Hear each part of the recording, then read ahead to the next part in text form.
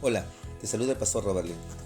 Esta noche, el texto que vamos a meditar se encuentra en el Evangelio de San Marcos, capítulo 16, versículo 7. He titulado el mensaje Jesús pregunta por ti. Acompáñame. Dice el texto: pero id, decid a sus discípulos y a Pedro que él va delante de vosotros a Galilea, allí le veréis como os dijo. Nos llama la atención que este pasaje de las Escrituras no lo encontramos en los otros evangelios, solo está registrado en este Evangelio de San Marcos. Muchos estudiosos de la Biblia comentan que Pedro tiene mucho que ver como autor en este evangelio. Para Marcos fue muy significativo, de seguro. Pero ¿qué es lo que estaba sucediendo? ¿Por qué el ángel encomienda a las mujeres que avisen a los discípulos y de una manera muy particular a Pedro acerca de la resurrección del Maestro? ¿Por qué no bastaba con el mensaje en general a sus discípulos? Si tú recuerdas conmigo, los evangelios nos muestran la manera tan triste que Pedro negó al Maestro, conforme a la palabra que Jesús en algún momento le había comunicado, cuando dijo: ciertamente me negarás 3 veces antes que el gallo cante 2. Sí, este hombre de Dios que estuvo mucho tiempo al lado del Maestro, que en muchas ocasiones salió a defensa de él. Y si recuerdas también, cuando él fue apresado en el huerto, fue justamente el discípulo que sacó la espada para defenderlo y cortó la oreja de un siervo de un sacerdote llamado Malco. Es este mismo hombre que en una oportunidad, cuando Jesús hablaba acerca de su muerte y lo necesario que era su sufrimiento, él soltó unas palabras muy atrevidas, cargadas de amor y de buena voluntad, pero no tenía la fortaleza necesaria, y menos el entendimiento. Cuando le dijo el Señor: ciertamente, Señor, aunque todos estos te abandonen o se escandalicen de ti, yo no lo haré. Es este mismo Pedro que en algún momento, cuando Jesús estaba caminando por las aguas, muy atrevido él le dijo: Señor, manda que yo también camine. Y así fue. Es ese mismo Pedro que cuando Jesús votó a los mercaderes del templo, él estuvo ahí apoyando y defendiendo a su maestro. Podríamos hablar muchísimo y podríamos traer a mención palabras, hechos de este hombre, de este pescador rudo, pero con mucho corazón y con mucho deseo realmente de hacer las cosas bien con su maestro. Ahora, el pasaje de las Escrituras nos da entonces esta referencia de por qué el ángel, encomendado por el mismo Señor, envía a las mujeres a avisar a los discípulos y a Pedro que Jesús había resucitado. Seguramente si María llegaba y daba este anuncio a los discípulos de que Jesús había resucitado y que le había encargado que los discípulos lo supiesen y que pronto se reuniría nuevamente con él ahí en Galilea, de seguro que este hombre no se hubiera identificado con el mensaje, porque lo que había hecho él, el gran pecado que él había cometido al negar a su Señor, le había quitado toda confianza, fe y obviamente identidad con los demás seguidores. Creemos que él ya no se sentía un discípulo más. Creemos que su pecado le había afectado de tal manera que la Biblia describe que lloró amargamente. No podía ser menos. Había traicionado al Maestro. Había pecado de la peor manera. Y en esa condición, él no podía tener otro sentimiento más que remordimiento, dolor, arrepentimiento y un profundo sentimiento de culpa. Después de haber sido un seguidor y un discípulo de Jesús, ahora haberse convertido en un traidor. ¿Tú crees que luego que las mujeres llegaban al lugar y daban esta gran noticia de la resurrección del Señor, y que Pedro escuche esa palabra discípulos, ¿tú crees que él se sentiría identificado con esta palabra? ¿Tú crees que en su corazón habría esta paz de poder decir: Jesús ha preguntado por mí porque yo también soy un seguidor de él? No lo creo. No lo creo porque él había cometido el peor pecado que un discípulo podía haber hecho, de negar a su propio mentor, de traicionar a su propio maestro. Muchas veces nos encontramos en situaciones así. Muchas veces nos encontramos en momentos así. Como seres humanos falibles, como seres humanos con una naturaleza pecaminosa que siempre estamos inclinados a hacer lo malo más que lo bueno, fallamos al Señor. Pecamos contra Dios de tantas maneras. La Biblia dice que no hay un solo justo. No hay que haga lo bueno. Y realmente nuestro pecado siempre nos acusa con Dios. Nuestro pecado siempre nos quita ese gozo, esa tranquilidad que todo hijo de Dios tiene y que ha recibido del Señor al conocerlo. Pero ese mismo pecado también va generando en nuestros corazones un sentimiento de culpa. Y la primera emoción que podemos sentir muchas veces en momentos difíciles y en momentos espiritualmente de crisis es un sentimiento de culpa y de aislamiento de Jesús y de la comunidad de Jesús. Pero gran error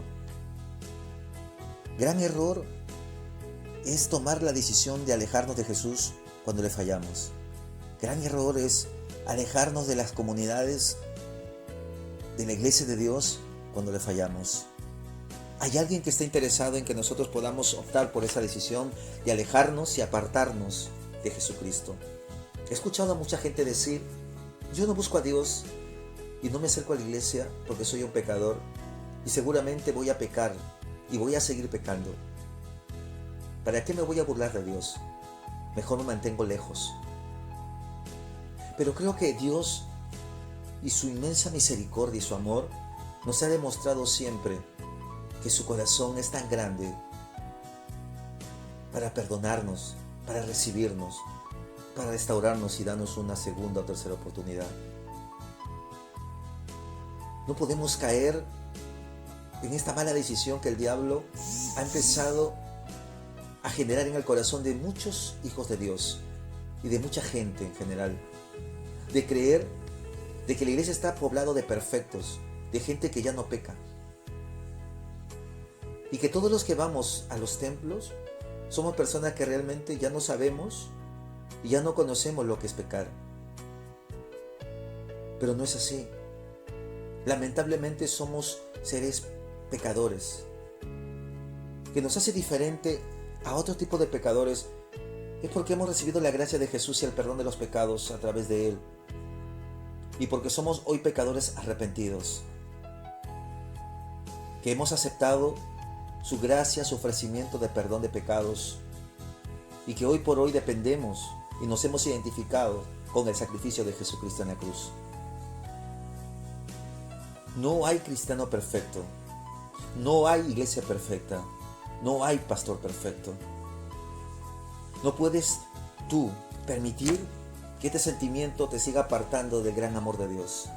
No puedes permitir tú que este sentimiento te siga apartando del Señor que ha venido a dar su vida por ti en la cruz.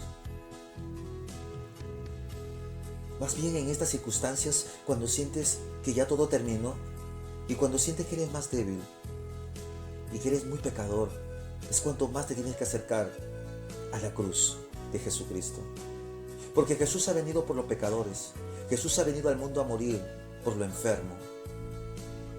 Jesús ha venido por nosotros. Porque realmente necesitamos de su amor, de su fortaleza. Necesitamos ser restaurados.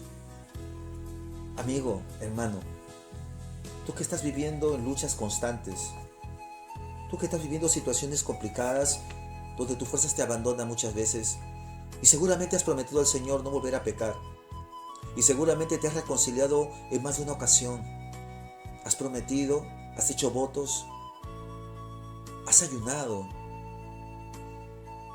has hecho todo lo posible por no volver a caer en ese error que está flagelando tu paz interior. Y lo único que puedes percibir hoy es un profundo sentimiento de culpa y que crees que la mejor decisión que puedes tomar es apartarte del Señor porque ya no eres digno de ser llamado discípulo de Cristo.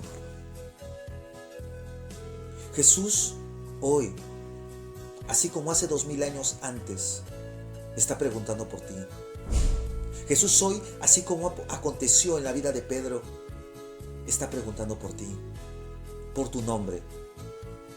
Ha enviado a su Hijo, nuestro gran Padre Celestial, a morir en la cruz, no por un grupo selecto, no por una nación en particular, sino por toda la humanidad. Juan 3:16 dice claramente que amó Dios al mundo, y entiéndase como mundo a todo ser humano que vive en Él, para que todo aquel que se acerca a Él y cree en Él no se pierda, mas tenga la vida eterna. Jesús te quiere dar una nueva oportunidad. Jesús quiere que vuelvas a Él. Tú que un día lo recibiste, tú que un día gozaste de su plenitud, de su salvación, y que durante muchos años te has apartado de su amor. Has dejado de congregar, has dejado de orar, has dejado de meditar en su palabra, y has considerado que ya no mereces ni tendrás jamás una nueva oportunidad. Jesucristo te viene a decir esta noche y viene a preguntar por ti a través de este servidor, y te viene a decir que te está buscando, que es necesario que tú sepas que Él está interesado por ti. ¿Cómo crees que Pedro tomó estas palabras cuando las mujeres le dijeron: Jesús ha preguntado por sus discípulos? Pedro también dijo que te comuniquemos a ti. Estas palabras retumbaron, y creo que estas palabras renacieron un corazón desfallecido, desalentado. Estas palabras que las mujeres le dieron a Pedro levantaron a Pedro su espíritu, restauraron nuevamente una luz de oportunidad y esperanza en la vida de este discípulo de Jesús. Ahora sí Pedro podía mirar con esperanza el mañana. Ahora sí Pedro podía entender que había una nueva oportunidad para él. Jesús no preguntó por otro discípulo en particular que no fuese Pedro. Posiblemente en el corazón de Pedro podría formarse muchas ideas, y podría preguntarse dentro de él: ¿y por qué Jesús no preguntó por Tomás?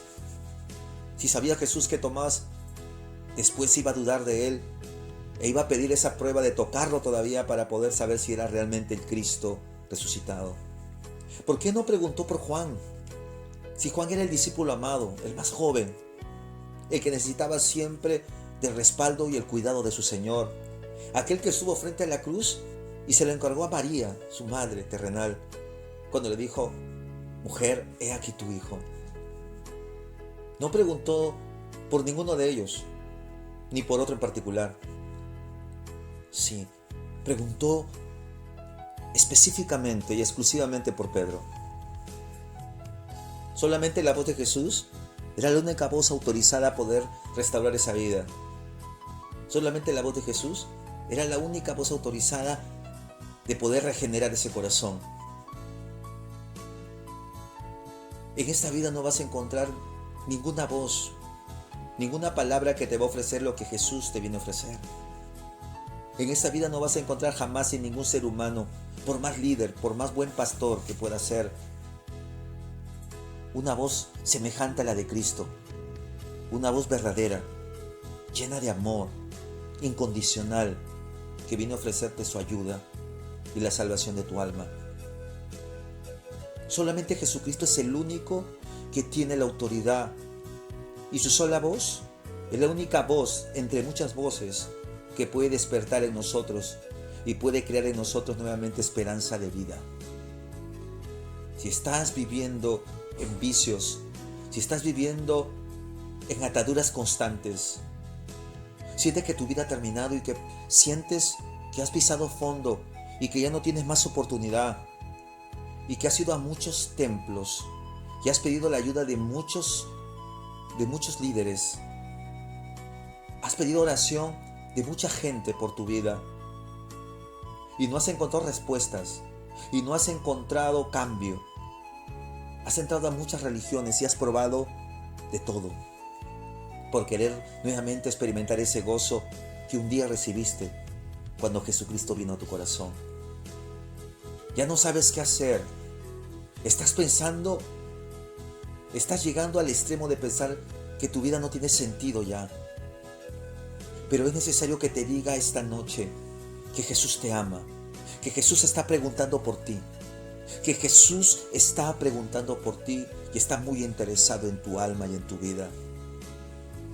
Está motivado por su gran amor por ti. Él te conoce, sabe tus debilidades, sabe tus defectos y a pesar de todo eso, Jesús te ama. Sí, no te miento, Jesús te ama. Esas palabras fueron para Pedro y no fue dirigido a otros de los discípulos porque eran mejores ni porque eran peores, sino fue dirigido a Pedro porque él necesitaba esa palabra en su corazón. ¿Saben?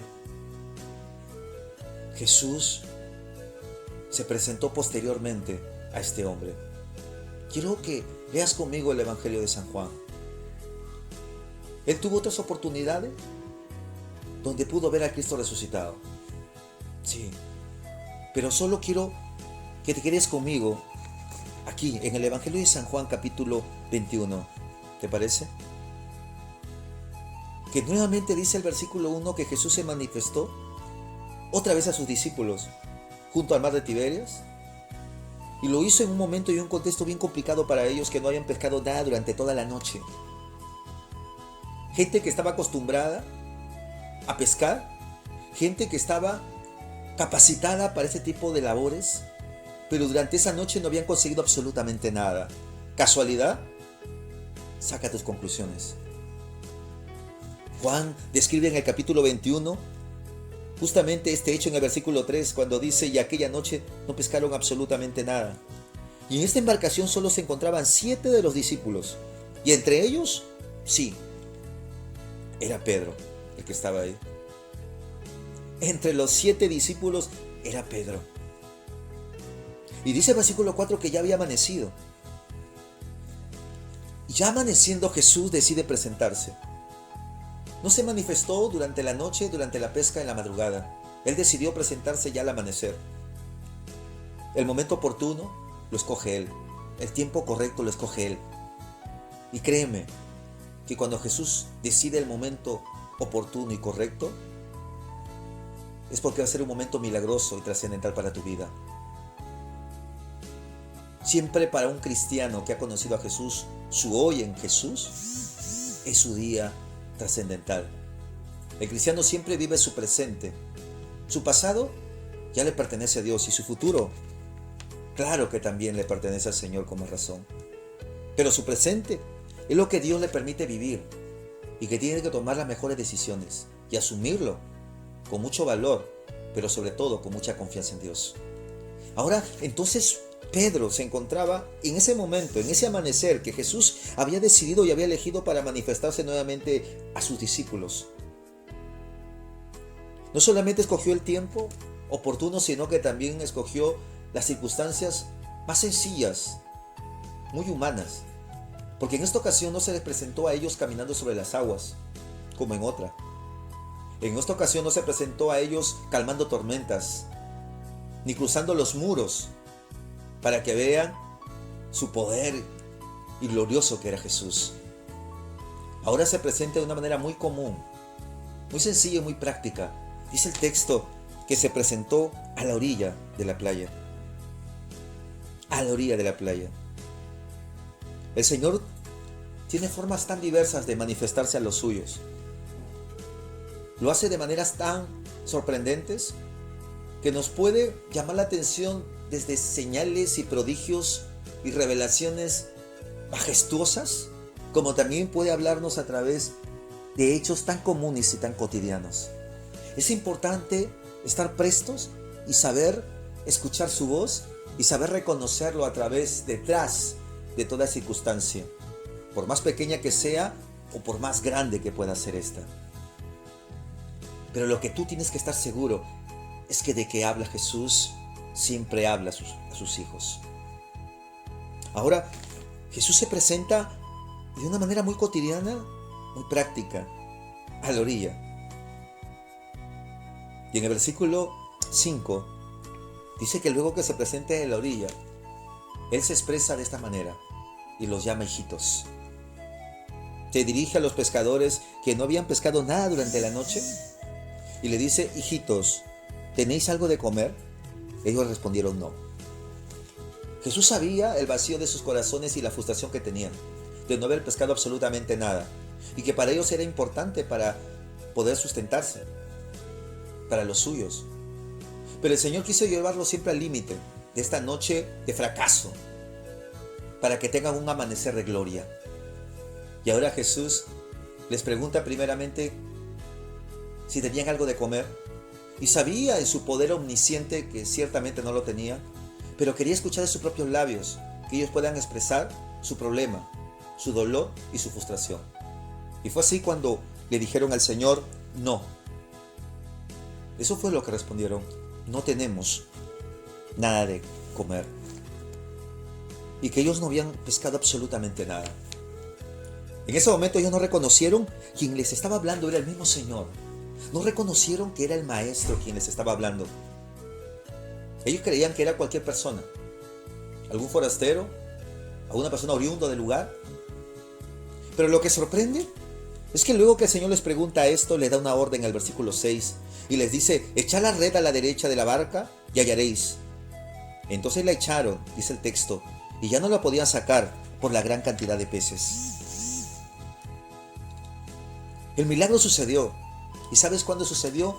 Cuando Jesús intervino. ¿Sabes cuándo sucedió? Cuando Jesús le dio una palabra, una orden. Pero este milagro se pudo concretar cuando ellos escucharon y obedecieron esa orden. Los milagros de Dios suceden. Dios sigue obrando y operando en el mundo de muchas maneras y sigue haciendo milagros. Y la transformación de nuestras vidas son milagros vivos de lo que Jesús está haciendo. Jesús no ha dejado de trabajar. Jesús no ha dejado de estar en la orilla mirándonos, llamándonos, hablándonos. Ahora Jesús le dio una palabra y su palabra, al ser obedecida, produjo el milagro. Jesús quiere hacer un gran milagro en tu vida, de fortalecerte, traerte nuevamente a sus pies, llevarte nuevamente la reconciliación y la abundancia de vida que Él te ha venido a ofrecer. Pero es necesario que sepas escuchar y que sepas obedecer a su palabra. No basta tan solo con escuchar, si ese escuchar no va acompañado de sumisión y obediencia. Es importante comprender también que ellos, a pesar de que no sabían que era Jesús quien les ordenaba echar la red, ellos obedecieron esta orden. Y fueron muy humildes al escuchar el consejo que para ellos posiblemente era un forastero, pero ellos lo recibieron e hicieron caso a esa voz. Y el texto nos revela entonces que luego que ellos obedecen a esta orden que Jesús les da, ellos pescaron abundante pescado. Y en esa circunstancia, dice el versículo 7, en medio de ese milagro maravilloso, es que Juan recibe la luz de reconocer quién era aquel que les había ordenado que echaran la red. Entonces aquel discípulo a quien Jesús amaba dijo a Pedro: ¡es el Señor! Simón Pedro, cuando oyó que era el Señor, se ciñó la ropa, dice el texto, porque se había despojado de ella y se echó a la mar. Jesús hace gran milagro de esta maravillosa pesca. Y ahora quien reconoce primero que era Jesucristo, su Señor, quien estaba en la orilla y que había producido este milagro, fue Juan. Dios siempre tiene guardado cosas maravillosas para aquellos que más lo buscan y más lo aman. Solo Jesús sabe el gran amor que le puedes tener tú. Solo Jesús sabe el gran sentimiento que puedes sentir hoy. Pero es una cosa, es real. Es que Jesús conoce a los que le aman. Jesús sabía que Juan era un joven que amaba mucho al Maestro. Y este hombre tuvo la oportunidad de recibir esta gran bendición de reconocer primeramente a su Salvador. Y cuando Juan reconoce que era Jesús quien estaba a la orilla, Pedro entonces tomó la decisión, ese impulso que siempre lo caracterizaba a él, de lanzarse al mar. Se había quitado la ropa para pescar. Pero su deseo y su amor por volver a encontrarse con su maestro fue mayor. Y con una actitud de respeto se coloca la ropa porque era lo más oportuno. Era lo más correcto. Se lanza a la mar y empieza a nadar, presuroso, para encontrarse con su Señor. Este era Pedro, aquel que había negado al Señor. Y que este mismo amor y voluntad lo estaba moviendo nuevamente a buscarlo y a poder nadar presuroso a encontrar al Señor en la orilla. Ese Pedro que en algún momento ofreció todo su cariño y toda su voluntad de no negarlo nunca. Nadie puede poner en tela de juicio qué corazón y pasión había en este hombre, mas no tenía la fortaleza. Dios sabe que tú amas a Jesús y Dios sabe cuánto lo quieres y cuánto quieres volver a sus caminos. Pero puede que no tengas la fuerza para hacerlo. Puede que estás debilitado y que este mundo te ha afectado de tal manera que tu fe ha menguado. Pero Jesús viene a rescatarte. Jesús viene a fortalecerte. Jesús viene a darte aquello que tú necesitas para poder vivir como un discípulo de Él. Impulso y voluntad tenía. Se lanzó a la mar y empezó a nadar hasta llegar a la orilla. Y yo quiero que junto conmigo puedas ver este momento importante y maravilloso en la vida de Pedro. Cuando llega a la orilla con los demás, dice el texto, que encontraron un gran desayuno puesto ahí y que había sido hecho por la providencia de Jesús. Jesús los recibe con un gran desayuno. Pan y pez se encontraban cocinados. Jesús no solamente se ocupa por tu alma, sino también se ocupa por tus necesidades físicas, también se ocupa por tus necesidades materiales. Estos hombres habían pescado toda la noche y estaban con hambre, con frío. Y el Señor los recibe con un gran desayuno, con brasas de fuego para calentarse. Los llama a tener comunión con Él a través de este momento oportuno y muy íntimo. El Señor, en el momento que lo ve a Pedro, no le reprochó nada. Los invitó a comer, participó con ellos este momento importante. Y dice el texto que luego que ellos habían comido, dice aquí en el versículo 12, venid y comed. Y en el versículo 13, vino pues Jesús y tomó el pan y les dio, y asimismo el pescado. El versículo 14, esta era la tercera vez que Jesús se presentaba a sus discípulos. Y el versículo 15 justamente es el versículo que queremos participar ya. Cuando hubieron comido, dice Jesús, le dijo a Simón Pedro, Simón, hijo de Jonás, ¿me amas más que estos? Jesús llegó el momento que tenía que restaurar el corazón de Pedro por lo que él había vivido, por esta culpa que él sentía en su vida. Y Jesús no reprocha a Pedro absolutamente nada de su pecado y su negación. Ahora nuestro Señor Jesús tampoco, escúchalo bien, a pesar de su negación y de su desobediencia, tampoco le da una palabra de maldición y de castigo. Ahora Pedro había llorado amargamente por causa de su desobediencia, pero Jesús tampoco trajo a mención que las lágrimas y el sufrimiento que este hombre había expresado por causa de su pecado eran suficientes para que él pueda encontrar la restauración de su vida. Jesús quiere llevarlo a otro nivel. Jesús quiere llevarlo a otro momento. Y este momento es el momento del amor. Y Jesús lo llama a la comunión por el amor. Y le pregunta y le dice, Pedro, ¿me amas? Jesús te viene a decir en esta noche, ¿me amas? Ven a Jesús. Acércate a Él, pero acércate con un corazón de amor. Soy el pastor Robert Lee y esta palabra sé que va a bendecir tu vida. Gracias.